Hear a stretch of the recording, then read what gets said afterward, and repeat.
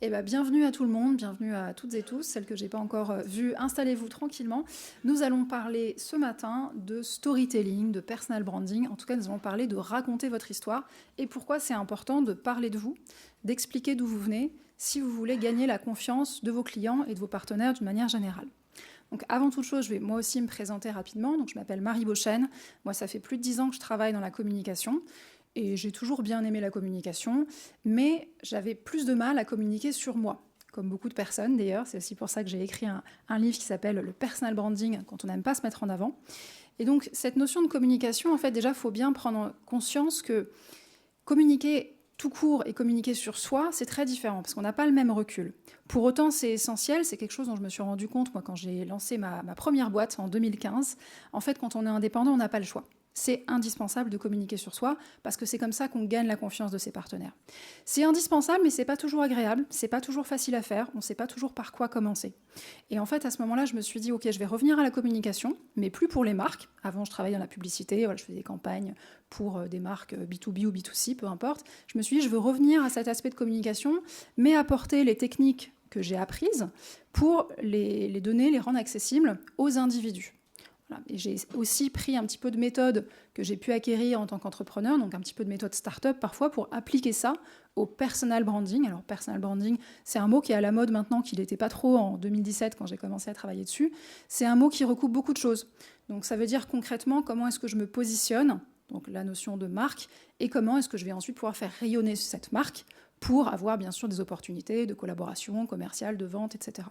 Donc l'idée, c'était vraiment de travailler sur ces outils-là pour les apporter à tout le monde. Et aujourd'hui, moi, j'ai monté un cabinet de conseil en organisation et management, et la moitié de notre activité, c'est de la formation. Donc je fais de la formation en entreprise pour accompagner soit des talents, soit des leaders qui ont besoin de mieux communiquer auprès de leurs équipes, sur leurs activités, dans des grandes entreprises aussi, où parfois on a besoin de mieux faire comprendre ses activités à ses partenaires ou même ses clients internes. Donc je travaille sur ces sujets-là au quotidien, et c'est aussi quelque chose que j'enseigne depuis 2018 maintenant, d'abord à Sciences Po, puis à l'ESSEC, à l'EFAP, et là depuis tout récemment également au Maroc. Voilà pour mon parcours entrepreneurial. C'est aussi quelque chose, j'ai bien connu en fait tous les différents statuts dans la salle. C'est aussi pour ça que je vous ai demandé quel est votre statut. Est-ce que vous êtes solopreneur, freelance, est-ce que vous êtes en train de monter une entreprise? Moi, j'ai été auto-entrepreneur avant d'être salarié. Après, j'ai été salarié. Après, j'ai créé une marque de mode. Après, je suis revenue à un format solopreneur. Puis, j'ai été chef d'entreprise. J'ai eu 8 salariés. Et là, maintenant, je travaille plus qu'avec des freelances. Donc, je vois vraiment tous les statuts. S'il y a bien une constante, c'est que de toute manière, les relations en fait, qu'on va créer avec nos partenaires, nos clients, ce sont des relations de confiance. Il n'y a pas de confiance sans se connaître les uns les autres. Et c'est pour ça que c'est essentiel de raconter son histoire. Donc pendant cette conférence, on va avoir à peu près une demi-heure. Après, il y aura un temps de questions. Je vais vous parler déjà de pourquoi est-ce que c'est important pour chacun d'entre vous de raconter votre histoire, et aussi comment le faire pour se raconter sans se la raconter. Parce que parfois, on a un peu peur, souvent à tort, parfois à raison, de trop la ramener. Donc comment est-ce qu'on peut faire pour avoir un discours qui est approprié à un environnement professionnel? Donc déjà, la question du pourquoi. La première raison, qui est peut-être une raison qui semble évidente, mais c'est très important de le rappeler, parce que trop souvent, je rencontre des personnes qui n'ont pas le réflexe de faire, qui n'ont pas le réflexe de se présenter. En fait, on a besoin, c'est essentiel, de se dévoiler pour générer la confiance. Alors quand je dis se dévoiler, ça ne veut pas dire tout raconter de sa vie. Mais se dévoiler, ça veut dire déjà dire à l'autre personne, voilà qui je suis, tu peux me faire confiance, en tant que partenaire, mais aussi en tant qu'être humain. C'est essentiel, je pense que vous avez tous entendu « on ne parle pas aux inconnus », ça vous rappelle peut-être les conseils de vos parents, qui n'ont pas complètement tort. On a tous ce réflexe-là, finalement. Est-ce que je vais faire confiance? Est-ce que je vais me dévoiler? Est-ce que si vous avez en face de vous un commercial, vous ne savez pas trop d'où il sort, qui vous pose plein de questions sur vous, est-ce que vous avez envie d'y répondre? Pas vraiment. Donc c'est un petit peu la même logique ici. L'idée, c'est vraiment évidemment de se présenter de manière appropriée au contexte et de faire en sorte que votre interlocuteur, votre audience, vous perçoive de manière à la fois compétente et sympathique. Pourquoi je m'arrête à ces deux mots, compétence et sympathie? Parce que, en fait, il y a plusieurs études qui sont assez anciennes maintenant, depuis la moitié du XXe siècle, qui nous montrent que 90% de la variance de nos premières impressions, donc cette fameuse première impression, peut être uniquement réduite à ces deux facteurs, donc compétence, sympathie. En gros, on va tous se juger en une fraction de seconde sur ces facteurs-là. Est-ce que la personne en face de moi a l'air compétente? Est-ce qu'elle a l'air sympathique? Donc ça, évidemment, ça marche aujourd'hui également en digital, c'est-à-dire je consulte un profil LinkedIn, mais ça marche aussi quand vous rencontrez quelqu'un pour la première fois, un potentiel client, un potentiel partenaire. Et donc, qu'est-ce que ça veut dire concrètement? Ça veut dire que bien, il faut déjà prendre conscience de l'image qu'on renvoie à travers votre histoire ou à travers l'absence d'histoire.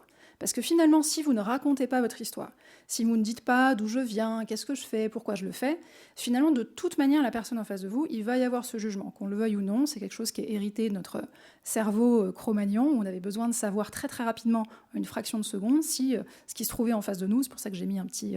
un lion, je ne sais pas comment ça s'appelle, un lion avec des dents de sabre ou un petit bisounours. Est-ce qu'en face de moi, je me trouve face à une menace ou est-ce que je me trouve face à un potentiel allié? Donc ces deux facteurs compétences sympathie sont évidemment importants parce que quand on a envie de travailler avec quelqu'un, évidemment on a envie que ça soit une personne compétente, mais on a aussi envie, parce qu'on est des êtres humains et nous avons bien sûr ce mode de fonctionnement, on a besoin de cette connexion-là, on a aussi envie que ça se passe bien avec une personne avec qui le contact il va être sympathique. Surtout pour ceux d'entre vous, c'est la majorité il me semble, qui êtes dans les services B2B, les relations, ça va être évidemment ce qui est le plus important. C'est un petit peu moins vrai si on vous vendait des produits en B2C, naturellement, même s'il peut y avoir également une incidence. Voilà, donc ce facteur-là, premièrement, déjà prendre conscience de l'histoire que vous allez raconter, qu'est-ce qu'elle renvoie comme image. Et donc, essayez de travailler sur ces deux facteurs. Quand vous allez raconter votre histoire, gardez bien en tête, ok, est-ce qu'on voit bien que je suis une personne compétente? Est-ce que ça donne envie de travailler avec moi? Et est-ce que j'ai l'air sympa? Et donc, ça donne aussi envie de travailler avec moi.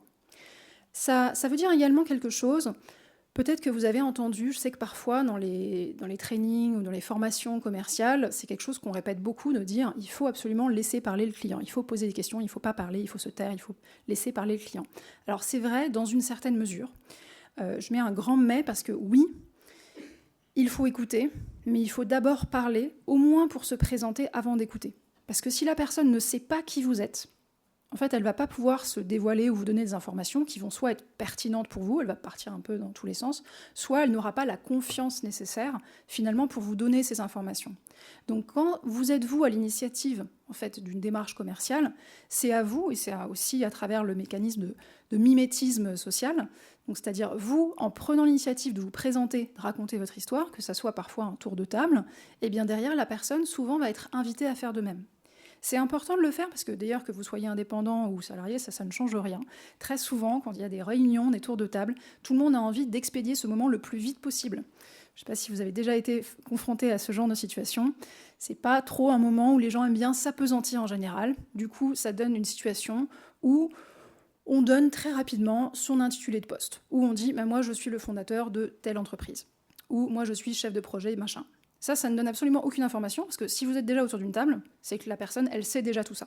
Donc ça ne va pas vous aider à construire une relation basée sur la confiance, à savoir pourquoi vous faites ce que vous faites aujourd'hui, ni pourquoi est-ce qu'elle peut vous faire confiance. Donc c'est important d'aller au-delà. D'ailleurs, sur le ratio temps de parole, écoute dans les relations commerciales, il y a une étude assez récente qui a montré que le ratio, parfois on entend il faut laisser parler le client 80% du temps. En réalité, ça serait plutôt 57-43. Un tout petit peu plus d'écoute client que de parole, mais c'est aussi important que le client puisse comprendre finalement qu'est-ce que vous pouvez lui apporter, qui vous êtes et quelle est votre proposition de valeur unique. Donc premier point, pourquoi c'est important de raconter votre histoire. Deuxième point, en fait, quand vous racontez votre histoire, quand vous allez vous raconter de manière accessible, en fait, vous allez être plus compréhensible. Se mettre dans l'esprit que vous allez raconter une histoire et pas juste donner votre intitulé de poste, ça va vous forcer à simplifier, à mieux vous faire comprendre. Je sais qu'on a tous et toutes des jargons, des acronymes qu'on emploie dans notre quotidien, et on a trop souvent tendance à penser que le client en face, il connaît tous ces acronymes et il connaît tout ce jargon. Déjà, même dans une même industrie, quand on travaille d'une entreprise à une autre, on se rend compte qu'en fait, on pense avoir le vocabulaire, c'est pas forcément le cas. Ça, c'est quelque chose que je vois très très très souvent. Donc, vous forcez à raconter votre histoire de manière simple, ça va vous aider à être bien compris. Parce que si vous n'êtes pas compris, en fait, c'est presque le premier niveau. Si la personne ne comprend pas vraiment qui elle a en face d'elle, ça va être compliqué d'aller au-delà et de créer une relation. Donc le premier niveau, déjà, c'est « je comprends qui j'ai en face de moi ». J'ai cette citation d'Albert Einstein que j'aime beaucoup qui dit « si vous ne pouvez pas l'expliquer à un enfant de 6 ans, c'est que vous ne comprenez pas vous-même ». Alors parfois, bien sûr, ça s'applique à des sujets compliqués, ça peut s'appliquer aussi à votre offre de produits ou de services, mais c'est un petit peu la même chose sur vous-même. On peut avoir l'impression que c'est plus simple, parce que vous n'êtes pas une technologie thermonucléaire. Pour autant, c'est pas forcément évident, parce que ça demande d'avoir le recul sur soi-même. Simplifier et donner une histoire limpide sur une personne, on est toutes des personnalités complexes, on a beaucoup de choses qui peuvent nous définir, eh bien, c'est important de simplifier, parce que quand on rencontre quelqu'un au prime abord, il ne va pas pouvoir absorber toute la complexité de qui vous êtes. Donc évidemment, comme je disais, c'est valable pour vous, c'est aussi valable pour votre offre de produit. Troisième point, donc je disais, là on a le niveau 1 qui est la personne, elle doit comprendre qui vous êtes. Le niveau 2, le niveau d'après, c'est finalement pour sortir du lot et pour vous distinguer de la concurrence. Donc 1, je comprends qui vous êtes, ce que vous faites, et 2, je trouve que vous avez quelque chose en plus des autres. Et donc là, le storytelling, le fait de vous raconter, ça va vous permettre vraiment de sortir du lot. D'ailleurs, je fais un micro-aparté sur l'étymologie du branding, parce que souvent, j'entends aujourd'hui personal branding, ça veut dire influence sur les réseaux sociaux, tout ça. Alors pas du tout, les gens qui viennent du branding, je pense, sont bien au courant. En fait, le branding, ça vient à la base d'un mot vieil allemand que je ne sais jamais prononcer, parce que c'est brander, brandas, bref. C'est un outil à la base qui servait à marquer littéralement au fer rouge le bétail, les tonneaux de Porto, ce que vous voulez. Donc l'objectif finalement de ce marquage, c'est de distinguer son produit. Je distingue mon produit de la concurrence. Donc l'objectif du branding, c'est la distinction. Comment est-ce que moi, je me distingue de la concurrence ? Donc finalement, avec votre histoire, avec votre storytelling, vous allez passer d'une histoire qui peut parfois être perçue comme un peu scolaire ou un peu froide, parfois un petit peu robotique, à quelque chose de beaucoup plus personnel, donc avec cette touche d'humanité, qui va vous faire sortir du lot. En fait, les histoires, ça nous fait sortir du concept, du profil, de la théorie, à quelque chose qu'on peut visualiser, à quelque chose avec qui on peut s'identifier. Donc la personne, évidemment, elle comprend qui vous êtes, niveau 1, je comprends. Niveau 2, ok, il y a quelque chose en plus. C'est pas juste j'ai besoin d'un web designer, c'est j'ai besoin de, appelons monsieur là-bas Thomas, voilà, j'ai besoin de Thomas le web designer. Voilà. Donc l'idée, c'est vraiment de se dire, finalement, vous allez tous vendre des produits et des services, mais comment est-ce que vous pouvez passer d'une dimension produit à une dimension marque ? Et voilà, on vit dans un monde capitaliste, donc quitte à être dans ce monde-là, mieux vaut être une marque qu'un produit, parce que vous n'êtes pas juste une commodité, vous avez un supplément d'âme finalement. Donc ça va vous faire sortir du lot, cette histoire. Ça vous permet aussi en fait de raconter l'histoire que vous voulez qu'on retienne. Ça, c'est très important parce que vous pouvez aussi reprendre la main sur la perception qu'on a de vous. Alors évidemment, on ne contrôle jamais complètement l'impression que les autres ont de nous, mais on peut l'influencer. Parce que finalement, si vous dites rien, si vous ne vous présentez pas, ou de manière extrêmement succincte, de toute manière, la personne, elle va se faire un film, une histoire dans sa tête. Donc quand vous ne le faites pas, vous lui laissez simplement le soin, l'effort, l'intelligence, ce que vous voulez, de le faire à votre place. Peut-être ça coïncide avec ce que vous voulez qu'on retienne de vous, ou pas. Donc le meilleur moyen finalement d'aligner votre image, votre identité avec l'image de marque que les gens ont de vous, c'est de prendre la main sur cette histoire et donc de vous raconter. Donc moi j'aime bien parler de cette notion d'alignement, de se dire finalement pour moi l'objectif du personal branding, ça peut être tout simplement d'aligner qui vous êtes, donc votre identité, c'est votre personnalité, c'est vos valeurs, c'est vos compétences, c'est votre expertise, avec votre positionnement, donc qui vous voulez être demain. Donc c'est plutôt une identité projective, et d'aligner ça avec votre image de marque, donc ce qu'on retient réellement de vous, la perception. Donc si vous ne vous présentez pas, de toute façon les gens ils vont se faire un film dans leur tête, ils vont se raconter une histoire, ils vont avoir une image de toute manière, mais plus vous racontez votre histoire, plus vous pouvez influencer l'image que les gens vont garder de vous à la fin. Donc c'est important de prendre la main là-dessus. Dernier point qui est également très important, c'est de raconter son histoire pour être mémorable. Pourquoi ? Donc, je procède par étapes. On a vu, donc, point numéro 1, je comprends qui vous êtes. Point 2, et en plus, ça sort du lot. Point suivant, et c'est aligné avec ce que vous voulez qu'on retienne de vous.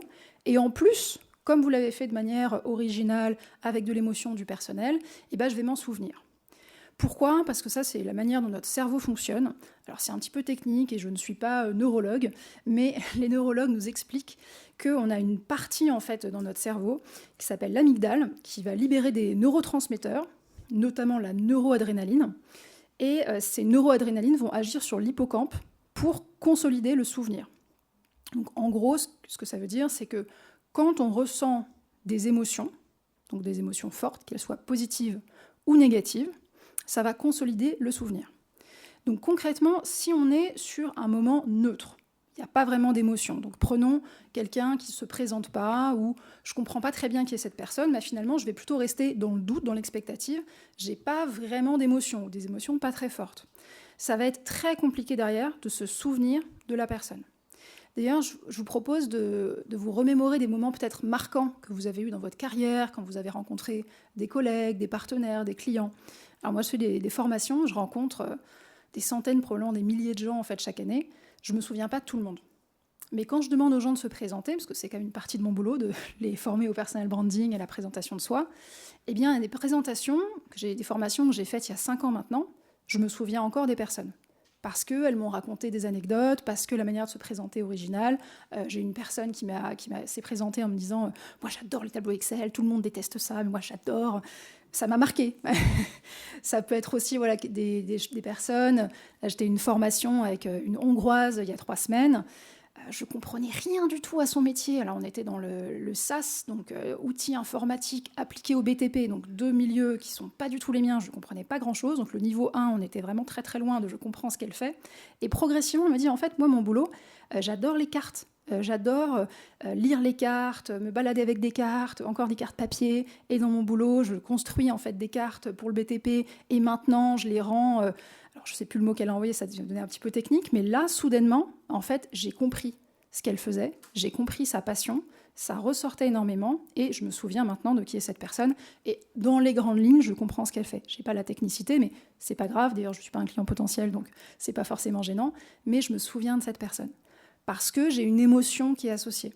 Et je la visualise. Donc le fait de simplifier, d'utiliser des mots, parfois on a l'impression que c'est un peu enfantin, mais parler, alors ça peut faire un peu niais si je le dis comme ça, mais parler avec le cœur de ce qui vous intéresse, de ce qui vous porte, bah souvent c'est très mémorable. Et donc cette personne-là, qui a un métier que je ne comprends pas à la base, quand elle me disait avec le cœur, moi j'adore les cartes, le week-end je vais me balader, je fais des randos et je fais des chasses au trésor avec mes enfants, et elle vit pour les cartes. Voilà, et c'est quelque chose qui est assez marquant. Donc l'objectif, c'est de bien vous mettre en tête que quand vous rencontrez des partenaires, probablement ils vont oublier une partie des compétences que vous avez, mais ils ne vont pas oublier votre histoire. Et à partir du moment où ils vous ont en tête, donc en termes de présence à l'esprit, derrière, s'ils ont compris, ils ont un lien émotionnel avec vous, et dans les grandes lignes, ils savent vous positionner dans votre marché, à peu près ce que vous faites, vous avez tout gagné. Parce que derrière, s'il y a des opportunités, ils vont vous rappeler. Souvent, je pense que ceux d'entre vous qui se sont déjà lancés, voire qui se sont lancés déjà il y a plus de 3 ans, vous le savez, la prospection commerciale, les relations, ça met souvent du temps. Donc ça passe aussi par le fait de construire des relations comme ça, de se présenter souvent. Et en fait, à travers son histoire, on peut générer des opportunités qui parfois vont être générées pour dans 3 semaines, parfois pour dans 3 mois, parfois pour dans 3 ans. Donc, je récapitule avant de passer à comment est-ce qu'on fait pour raconter son histoire. Premier niveau, c'est absolument essentiel si vous voulez la confiance de vos clients. Si vous pensez leur poser plein de questions alors qu'ils ne savent pas qui vous êtes, eh bien, ils ne vont pas répondre à la moitié de vos questions. Donc très important. Deuxième niveau, pour la compréhension, une histoire, ça simplifie. Ça veut dire que déjà, je suis obligée de comprendre qui vous êtes. Ensuite, niveau suivant, distinction. Je sais ce que vous faites, ce que vous pouvez apporter, et en plus, je comprends comment vous allez le faire différemment de vos concurrents. Que ça soit par une méthode, par un supplément d'âme, par votre personnalité, peu importe. Il y a une distinction qui est là. C'est aussi quelque chose qui vous redonne un peu de contrôle, alors jamais à 100% bien sûr, mais pour aligner votre identité avec l'image de marque que les gens vont garder de vous et qui va vous rendre mémorable parce que l'émotion fixe le souvenir. Maintenant, une fois qu'on a dit tout ça, super, j'espère que vous êtes convaincus. Yeah, j'ai trop envie de raconter mon histoire, moi aussi. Allez, c'est pas forcément certain. Oui, je suis pas très sûre quand même. Je comprends, c'est pas forcément évident. Et comme je disais tout à l'heure, l'idée de devoir résumer parfois 20 ans de carrière, une complexité de votre personnalité, de votre être. Certains d'entre vous, peut-être, ont fait des transitions professionnelles. C'est pas toujours facile d'expliquer finalement qui vous êtes, d'où vous venez, qu'est-ce que vous faites. Donc, comment résumer votre histoire ? Moi, je vous propose déjà, avant d'aller plus loin et de partir dans des superlatifs et du storytelling alambiqué, de revenir aux bases. Il y a quelque chose de très simple et surtout objectif que votre cerveau vous-même va pouvoir percevoir de manière relativement objective, à savoir, factuellement, qu'est-ce que vous savez faire ? Quelles sont vos compétences ? tout ce sur quoi vous avez une expertise. Et donc ça, pour moi, c'est vraiment un premier niveau pour passer d'un profil générique. Donc déjà, même si j'ai un profil générique, c'est important que les gens comprennent ce que vous faites, qui vous êtes, mais à une histoire un peu plus originale. Et donc cette première brique d'originalité, sans déjà aller très très loin, on peut la trouver dans la spécificité de vos compétences. Je prends un exemple, quelques exemples, voilà, trois exemples de compétences génériques. Donc peut-être quelqu'un qui dit « moi je connais hyper bien le secteur hôtellerie-restauration ». D'ailleurs je crois qu'il y a une personne dans la salle qui est dans ce cas de figure. Peut-être que vous avez une compétence en communication interculturelle, ou peut-être que vous avez une compétence en levée de fonds. Voilà, jusqu'ici, ce sont des compétences assez génériques. Mais ces compétences-là, vous pouvez les avoir acquises de plein de manières différentes. Et ça, déjà, c'est un premier niveau de distinction dans votre histoire. Donc, bien commencer par ça. Je m'explique. Sur le premier niveau, donc le secteur hôtellerie-restauration, peut-être que vous avez cette expertise parce que vous avez travaillé plus de 10 ans dans le groupe Accor en tant que manager d'établissement. Peut-être que vous connaissez l'hôtellerie-restauration parce que vous avez fait un CAP cuisine, vous avez travaillé chez des chefs étoilés pendant plus de 10 ans. Peut-être que vous connaissez bien l'hôtellerie-restauration parce que vous avez lancé une dark kitchen pendant le confinement. Il y a plein d'options possibles qui peuvent vous donner une compétence dans cette industrie-là. Donc déjà, aller sur ce niveau de spécificité, ça vous distingue. Pareil pour la communication culturelle, bon, je ne vais pas tous les faire, mais l'idée, c'est de se dire, finalement, peut-être que la communication culturelle, est-ce que ça vient de votre bagage perso? Peut-être que vous avez une double nationalité, peut-être que vous avez travaillé dans 4 pays différents, peut-être que vous avez fait un VIE, peut-être que ça vient de vos études, peut-être que vous avez fait un master en psychologie interculturelle. J'ai vérifié, ça existe. Donc tout ceci est possible. Je ne vais pas vous faire tous les exemples, mais là où je voudrais vous amener, pour raconter votre histoire, c'est sur cette première notion en fait de spécificité. Donc si je garde uniquement l'exemple du secteur hôtellerie-restauration. Donc imaginons, sans histoire personnelle, Alex, appelons-le Alex, qui est consultant culinaire, donc il va se présenter. Alors déjà, on est sur une version où au moins je comprends ce qu'il fait, ce qui est déjà pas mal. Donc imaginons, bonjour, je suis Alex, je suis consultant culinaire en développement d'établissement food et hôtellerie. J'accompagne votre établissement pour optimiser sa notoriété, sa crédibilité et vous aide à monter en gamme avec un remplissage optimum à tous les services. Donc on pourrait imaginer que c'est soit un micro-pitch commercial, soit quelque chose qu'il mettrait sur son profil LinkedIn ou une présentation rapide sur un site personnel. Peu importe, en tout cas, on est sur une présentation de ses activités, de ce qu'il pourrait faire. Maintenant, si je reprends, pourquoi est-ce qu'il vient de là finalement? Qu'est-ce qui l'intéresse? Quel est son bagage? On peut très bien avoir une histoire beaucoup plus personnalisée. Donc là, on aurait toujours notre Alex, votre consultant culinaire gourmand. Je suis tombée dans la marmite quand j'étais tout petit. Après 10 ans en cuisine à officier chez les plus grands restaurants étoilés et gastronomiques, je mets mon expertise au service de votre établissement pour assurer la créativité et la distinction de votre carte tout en optimisant sa rentabilité. Diplômé d'un MBA de l'EDEC en management de l'hôtellerie et d'un CAP cuisine, je combine mon expertise terrain à une vision stratégique pour vous accompagner. Donc là, vous voyez que j'ai apporté un petit peu plus de détails. Donc sur le positionnement de l'offre, on est sur quelque chose qui est un petit peu plus segmenté, mais surtout, on a la personnalité en fait, de cette personne que j'ai partiellement inventée, même si c'est inventé de personnes que j'ai pu rencontrer dans mon univers professionnel. On voit déjà que c'est une personne qui a plutôt un sens de l'humour, qui nous parle d'être gourmand, d'être tombé dans la marmite quand il est petit, sur le secteur de l'hôtellerie. Il montre bien finalement que sa spécificité, c'est que lui, il vient du terrain en fait. Il a commencé dans les cuisines, dans des restos étoilés, et voilà, il a fait ce MBA en plus, et donc il y a la double vision stratégique. Et on pourrait très bien imaginer finalement une autre personne qui pourrait sur son site, appelons-le Thomas, avoir exactement la même offre de service, ce qui serait très dommage parce que ce n'est pas distinctif, alors que si ça se trouve, Thomas, qui est également consultant en développement, spécialisé dans l'art culinaire et l'hôtellerie, qui lui, après 15 ans au sein du groupe Accor, a managé des établissements 4 étoiles en Europe et en Asie. Je connais sur le bout des doigts les exigences d'une clientèle internationale haut de gamme, mais aussi les impératifs réglementaires auxquels doivent se soumettre les établissements. Je vous conseille de bout en bout sur le développement de votre offre pour concilier créativité et rentabilité. Donc là, vous voyez, on voit bien qu'avec un profil de prime abord qui semble être le même, une offre de service, un métier qui semble être le même, ce qui va faire la différence, c'est l'histoire de la personne. Et donc là, on a à la fois un petit peu de bagage, le background, éducation, parcours professionnel, mais on a aussi la personnalité, les centres d'intérêt, finalement l'expertise qui ressort de manière plus spécifique. Donc ça, c'est quelque chose que vous pouvez appliquer. Si vous avez l'impression que n'importe quel autre que vous pourrez dire la même chose, si un concurrent pourrait avoir exactement le même pitch commercial, red flag. Il faut se dire, ok, peut-être qu'il faut revoir quelque chose dans mon storytelling. Désolée, il y a pas mal d'anglicisme storytelling, mais voilà, vraiment penser à avoir le recul sur cette notion de distinction.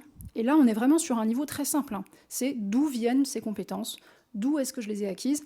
Et ça, pour moi, c'est un garde-fou très important. Quand je disais, voilà, le titre de la conférence, c'est « se raconter sans se la raconter », ben finalement, quand vous partez du factuel, vous n'êtes pas en train de vous la raconter. Là, que ce soit Thomas ou Alex, on est simplement en train de raconter et structurer une histoire qui s'appuie sur des compétences ultra factuelles.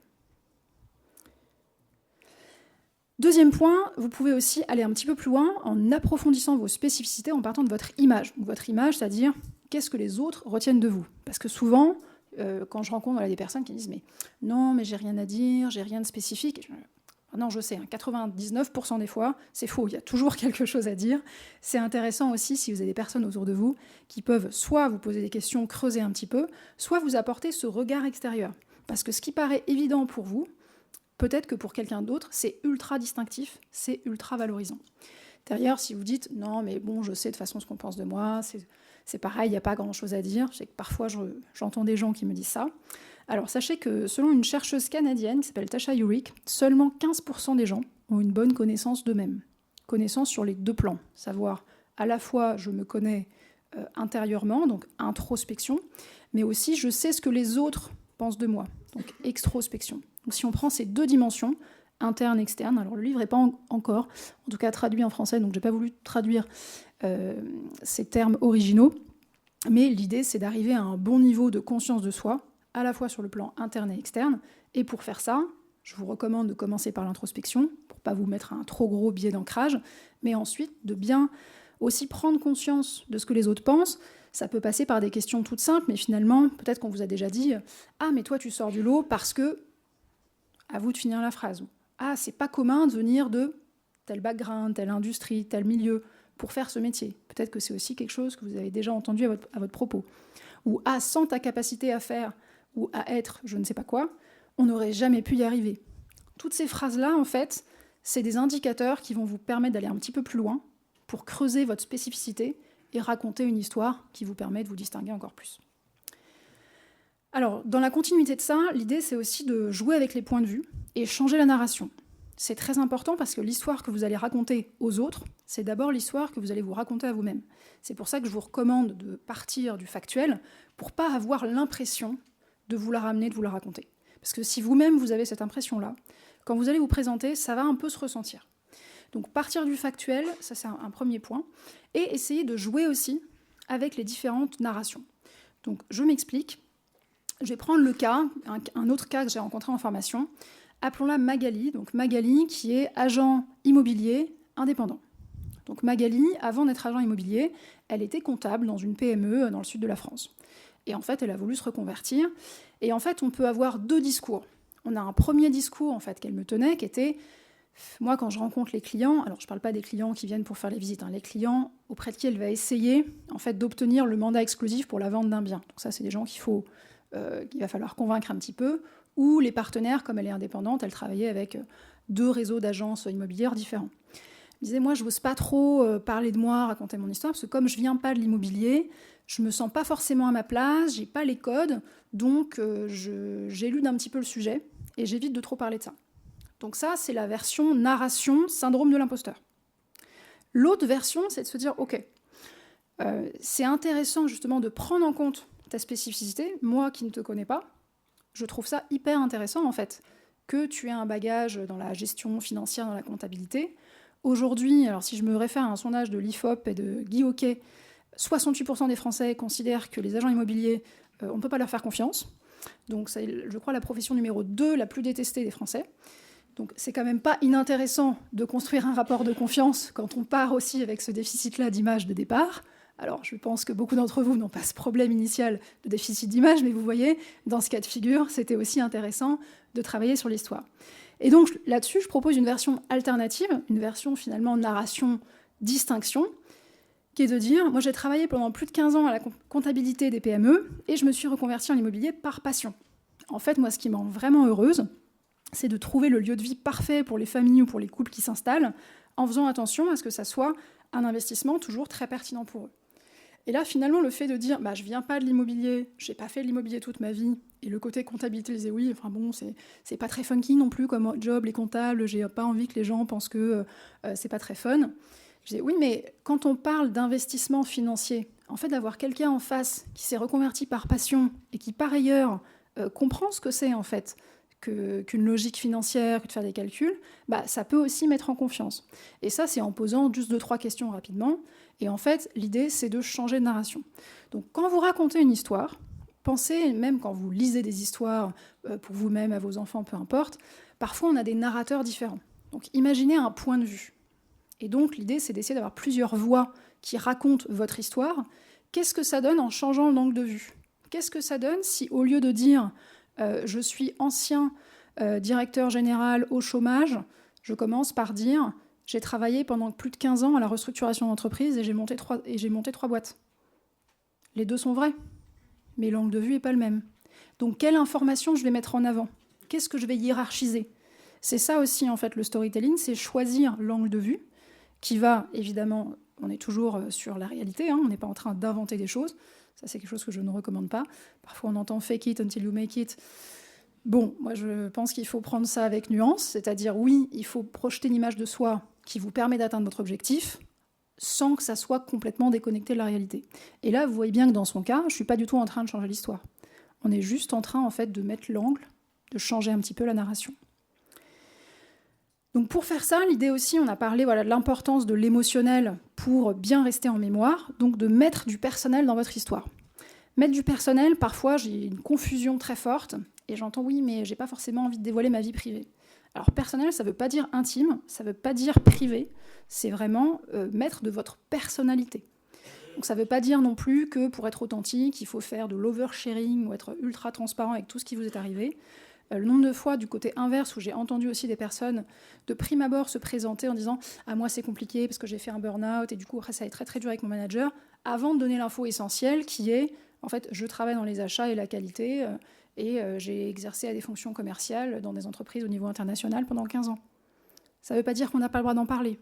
Ça veut dire que quand vous racontez votre histoire, surtout la première fois, en fait, ce sur quoi vous allez mettre l'accent, ça va laisser une empreinte, en fait, dans la mémoire des personnes que vous rencontrez. Donc, choisir la narration et à vous de déterminer le niveau d'information personnelle que vous souhaitez mettre en avant. Donc, par exemple, ça peut être tout simplement une conviction. Donc ça, c'est un exemple d'un coaching que j'ai eu il y a 2 jours. C'était une personne, profil ingénieur, hypertech, qui a travaillé dans le milieu des phosphates et de l'agroalimentaire pendant plus de 20 ans. Qui me disait, aujourd'hui, il travaille plutôt dans un secteur éducation tech. Et en fait, justement, en réfléchissant un petit peu à sa manière de se présenter, on dit il faut que cette conviction, elle ressorte. Et se dire, après avoir travaillé dans la tech pendant plus de 2 décennies, je suis convaincue que le brain power est indispensable si on veut vraiment maîtriser la puissance de la tech. Et c'est pour ça qu'aujourd'hui, je me consacre à l'éducation. Donc une conviction, c'est aussi quelque chose qui parle de vous. C'est votre personnalité. Donc c'est aussi ça, mettre de soi. Ça peut aussi être parfois des petits liens géographiques. Ça peut être de dire je travaille entre Lisbonne et Paris. Ça veut dire je suis breton expatrié à Paris. Est-ce qu'il y a des bretons dans la salle ? Il y en a toujours, moi aussi. Ça peut être de dire si vous êtes en rendez-vous client, je suis très content de revenir ici parce que j'ai fait mes études à Grenoble. Voilà, donc on n'est pas dans une dimension du privé non plus, à vous de voir, mais ça crée un lien et derrière, ces notions d'atomes crochus, de points communs, ça permet aussi de créer ces relations qui ne sont pas uniquement professionnelles mais personnelles. Ça peut être aussi des choses partagées sur vos passions, donc à vous de voir. Moi, j'ai connu un DSI comme ça.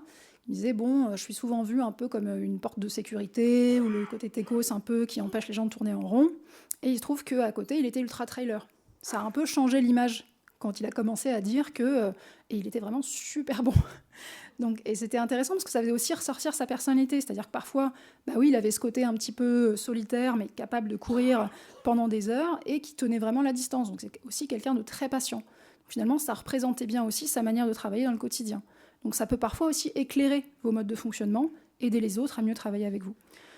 À vous de voir évidemment jusqu'où vous avez envie d'aller, mais ça peut être intéressant et ça peut encore une fois créer Des atomes crochus, alors ça peut être de l'humour, hein. Tout à l'heure on a vu l'histoire de je suis tombée dedans quand j'étais petit, j'adore les tableaux Excel, ça peut être un peu de vie perso si vous voulez, c'est pas une obligation, hein. Ça peut être j'ai des enfants, voilà, ce genre de choses. À vous de trouver ce qui vous convient, mais il faut qu'on puisse avoir un lien personnel, sinon ça sera pas mémorable. Dernier point, donc pour structurer votre histoire, moi je vous recommande de répondre déjà à 4 questions fondamentales. Si vous savez répondre à ces 4 questions, franchement vous avez fait 80% du boulot.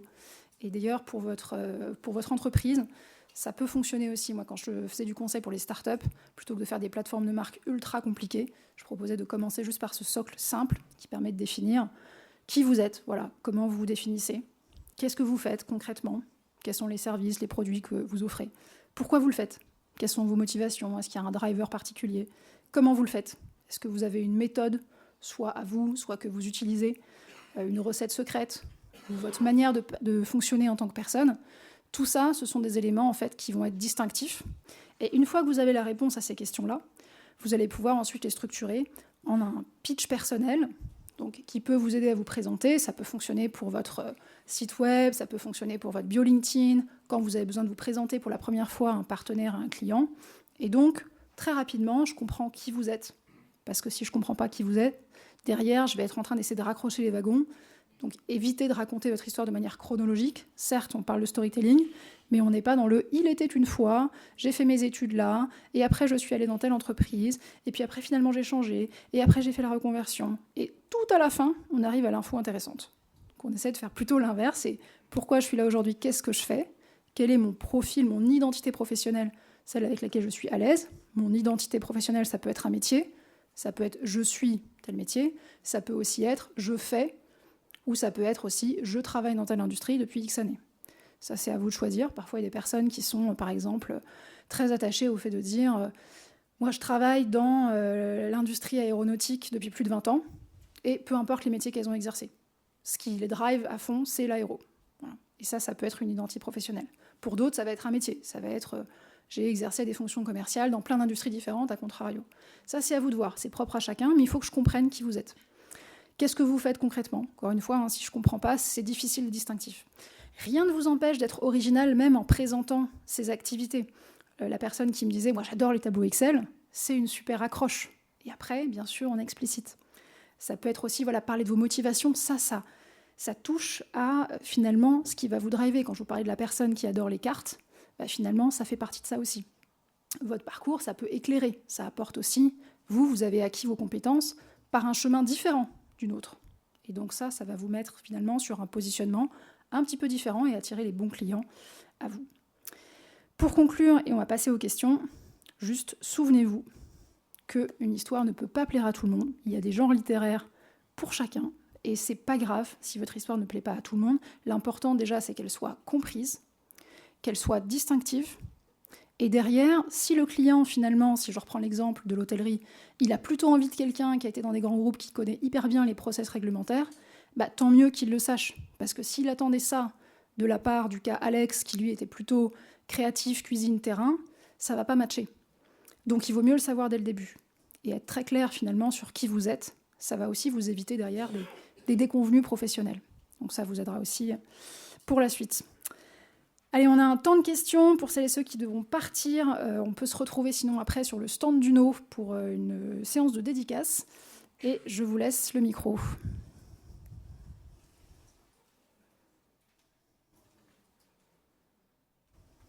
Oui, au fond. Oui, juste une question. Est-ce que vous ne craignez pas que ça devienne très conformiste finalement là, on est extrêmement nombreux. Au sortir de votre présentation, on a tous envie de se mettre sur Instagram, de raconter nos vies. Ça risque de devenir extrêmement banal à terme. Non, parce que vous n'allez pas le raconter de la même manière. Ce qui est dangereux, c'est quand tout le monde se met à utiliser des formules copier-coller et fait de l'authenticité copier-coller. Donc effectivement, c'est ce qu'on voit parfois sur Instagram, parfois sur LinkedIn, avec les mêmes formulations qui sont tout le temps employées. Mais ça, c'est parce que ça ne vient pas de vous. Si vous êtes plutôt dans l'humour, comme le cas d'Alex qui parle de la marmite quand il est tout petit, on voit bien que Thomas, il ne se présenterait jamais de la même manière, en fait. Donc si ça colle à vos valeurs et votre personnalité, ça restera distinctif, en fait. Merci. Oui, devant. Ah pardon, allez-y, et après si vous voulez bien faire circuler les micros. Bonjour, d'abord je voudrais vous remercier pour la qualité de votre conférence et votre présentation. Et j'avais une question sur la différence entre l'écrit et l'oral sur le personal branding. Est-ce que vous en faites une, plusieurs, et quelle serait-elle? Merci. Ouais, c'est une très bonne question. La base de pitch perso que je vous ai présentée, c'est une base qui pour moi fonctionne à l'oral et à l'écrit. Mais par contre, vous n'allez pas faire varier les mêmes éléments. Typiquement, si vous êtes sur une bio LinkedIn ou sur un site perso, vous pouvez vous permettre de mettre en avant, par exemple, une citation ou une accroche. Si vous faites ça à l'oral, c'est hyper bizarre. On dirait que vous êtes sur une scène de théâtre. Enfin, personne ne fait ça dans la vraie vie, quoi. Donc, vous pouvez vous permettre des choses à l'écrit, voilà, qui sont un peu plus bizarres à l'oral. Et de toute manière, vous allez quand même moduler en fonction du contexte. Donc ça va... Enfin, on va dire qu'à l'oral, vous avez cette capacité d'adaptation avec la cible, alors qu'à l'écrit, finalement, il faut plus une version générique qui va correspondre à tout le monde qui va venir sur votre profil LinkedIn, tout le monde qui va aller sur votre site. À l'oral, vous êtes beaucoup plus libre. Moi, je ne me présente pas tout à fait de la même façon non plus. Là, à vous, je me suis présentée en expliquant aussi mes différentes facettes d'indépendante. C'est quelque chose que je ne fais jamais en entreprise. Ça ne les intéresse pas, ce n'est pas le sujet. Donc, il y a toujours des points saillants en fait, qui vont ressortir pour que les gens comprennent qui vous êtes, mais il y a plus d'adaptation à l'oral. Ça, c'est quand même un point, je pense, important. Ouais. Il y avait une question devant, si vous pouvez vous déplacer, ou si quelqu'un veut me faire passer le micro.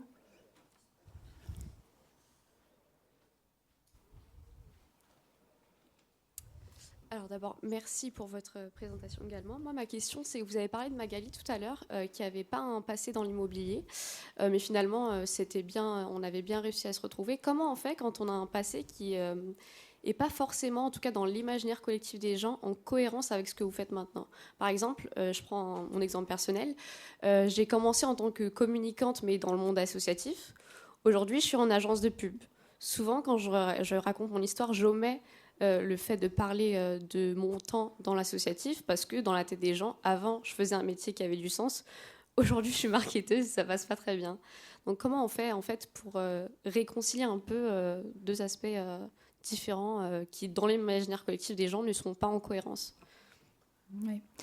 Alors déjà, la première chose que je dis à ça, je pense que je n'ai encore jamais vu quelqu'un qui réellement a une reconversion ou un parcours où il n'y a aucun lien. Le jour où je verrai quelqu'un qui vient du Cirque du Soleil et qui est devenu comptable, je dirais « Ok, très bien, je prends le point. Effectivement, aucun rapport. » Je n'ai encore jamais vu ça. Et dans votre cas personnel, il y a un fil rouge quand même très clair sur la communication. Donc, pour moi, ce qui est important dans ces cas-là, je vous amène effectivement, c'est la question de changer la narration. C'est de dire qu'est-ce qui vous intéresse en fait là-dedans? Qu'est-ce qui fait que vous avez fait ce changement? Parce que si vous l'avez fait, c'est qu'il y a une raison.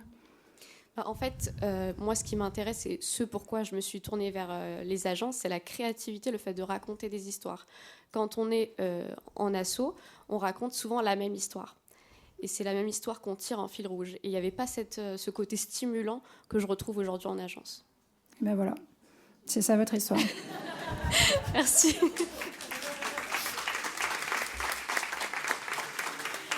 Non, mais vous voyez comme une simple question, parfois, ça peut débloquer en fait une situation où on se met la rate au courbouillon en se disant non, mais quand même, c'est pas cohérent, qu'est-ce que les gens vont penser? Parfois, on se projette sur un jugement que les gens n'ont même pas. Parfois, les gens, effectivement, ont ce jugement, mais en changeant la narration, on peut aussi changer la perception, déjà que nous-mêmes, on a de notre propre reconversion et que les autres vont avoir aussi. Donc là, le fait de dire, moi, je travaille à la communication depuis X années, mon fil rouge, c'est vraiment de raconter des belles histoires. J'ai raconté des histoires à impact et aujourd'hui en agence, je m'éclate parce que j'ai la créativité de raconter des histoires différentes à chaque campagne et il y en a X campagnes qui sortent tous les trimestres. Ça, c'est une histoire qui a du sens. Et du coup, on s'en fiche de savoir que avant c'était l'associatif, maintenant c'est le grand capitalisme, mon Dieu. Si vous le présentez comme ça, effectivement, les gens vont le voir comme ça. Mais si vous le présentez sous l'angle des histoires et de la créativité, c'est ça qu'on va retenir.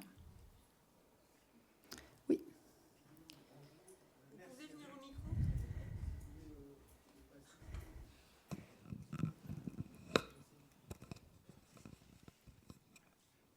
Merci, oui, bonjour, c'était vraiment passionnant, merci beaucoup. Petite question, est-ce qu'il y a des limites en fait dans l'exposition des convictions?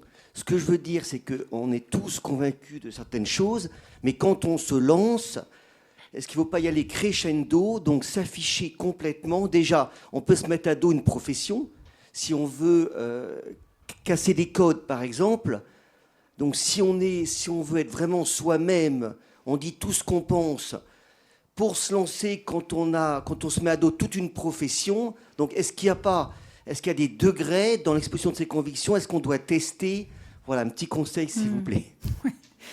Pour moi, c'est un petit peu la même chose que dans la vraie vie. Hein. C'est l'authenticité, être soi-même, c'est pas de dire tout ce qu'on pense n'importe comment. C'est comme, je vais pas dire ces 4 vérités à ma belle famille si elle fait un truc qui me plaît pas. Il y a quand même des conventions sociales. Donc, si on se dit, voilà, moi j'ai envie de casser les codes dans une profession, il y a des choses qu'on peut. Je m'entends très bien avec ma belle famille par ailleurs, mais c'est un exemple parlant en général. C'est intéressant de se dire comment est-ce que je peux tourner les choses. Ça dépend un petit peu de soi déjà. Si vous, votre personnalité, c'est vraiment d'être ultra rebelle, de mettre voilà un coup de pied dans la fourmilière. Bah, allez-y, mais il faut être prêt à l'assumer. Il faut que ça corresponde vraiment à votre marque personnelle. Si vous dites, je ne suis pas sûre que ça soit l'image que j'ai envie qu'on retienne de moi, de quelqu'un un peu qui va embêter son monde pour le principe, ok, dans ce cas, comment est-ce que je peux le faire intelligemment? Moi, une technique que je trouve pas mal, c'est de poser des questions. Et de se dire, j'ai eu un cas comme ça, une personne qui travaillait dans le secteur bancaire qui me disait, moi, je ne crois pas en fait à l'avenir du conseiller. Je pense qu'aujourd'hui, il faut aller vers le full IA, c'est ce que les jeunes ils veulent. Mais je ne peux pas dire ça parce que on doit dire quand même proximité. Je dis, ok, effectivement, si tu dis quelque chose qui va totalement à l'encontre de la ligne de ton groupe, ça va être compliqué. Par contre, de dire, je crois profondément aujourd'hui, les jeunes nous disent X% d'entre eux préfèrent parler avec un chatbot qu'avec un conseiller. On se doit d'adapter les usages bancaires aux attentes des jeunes. Et bien, personne ne va vous dire que c'est mauvais. Donc au final, c'est la même chose, mais encore une fois, l'angle de vue n'est pas le même. Donc dans un cas, c'est les attentes des jeunes, il faut répondre. Dans l'autre cas, c'est de dire c'est nul, on ne prend pas la bonne direction. Donc là, il y a une question de point de vue. C'est la même chose que le changement de narration, ou encore de poser des questions, qui est de se dire je ne me positionne pas en tant qu'expert avec la science infuse absolue, qui est de se dire tiens, c'est intéressant, je vois que là, il y a des choses outre-Atlantique qui se passent dans ce secteur. Je me demande si ça peut s'appliquer également en France, ou inspirant qu'on puisse également réfléchir à ça de notre côté. Donc, poser des questions, plus ou moins chargées, voilà, avec plus ou moins d'ironie, avec plus ou moins de sous-entendus, en fonction de vous. Mais ça peut être une manière détournée de vous positionner et de faire passer vos convictions sans tout de suite vous mettre à dos la terre entière dans votre milieu. Il y avait une question là devant, je crois.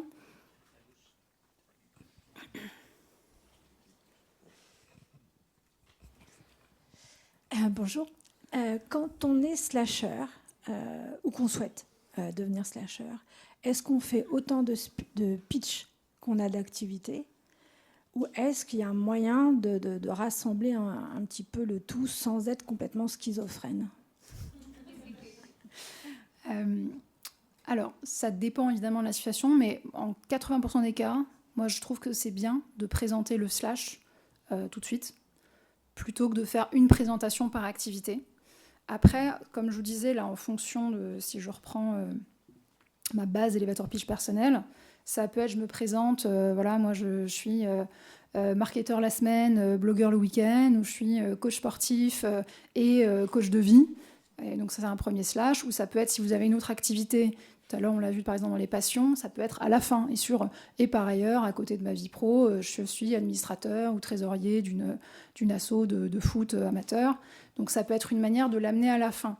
Pour moi, la question à se poser, c'est est-ce que ça peut apporter en fait un plus vis-à-vis de la personne à qui vous présentez, auquel cas, si vous pouvez direct dire j'ai une double casquette de ça et ça, ou je fais ça et ça, c'est super parce que ça vous distingue dès le début. Si vous vous dites, ok, il n'y a vraiment aucun rapport, la personne ne va pas du tout pouvoir voir le bénéfice, on le dit plutôt à la fin. Mais c'est quand même intéressant de le dire plutôt que de vraiment complètement segmenter, parce que si vous faites ça, vous enlevez une partie de votre distinction, en fait. Ok, merci.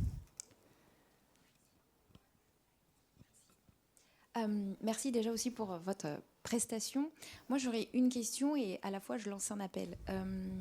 Je dois préparer un pitch commercial de 45 secondes. C'est précis. J'ai un peu regardé sur le site internet comment faire ça et comment être percutante pour une personne comme moi qui ne suis absolument pas synthétique. La preuve.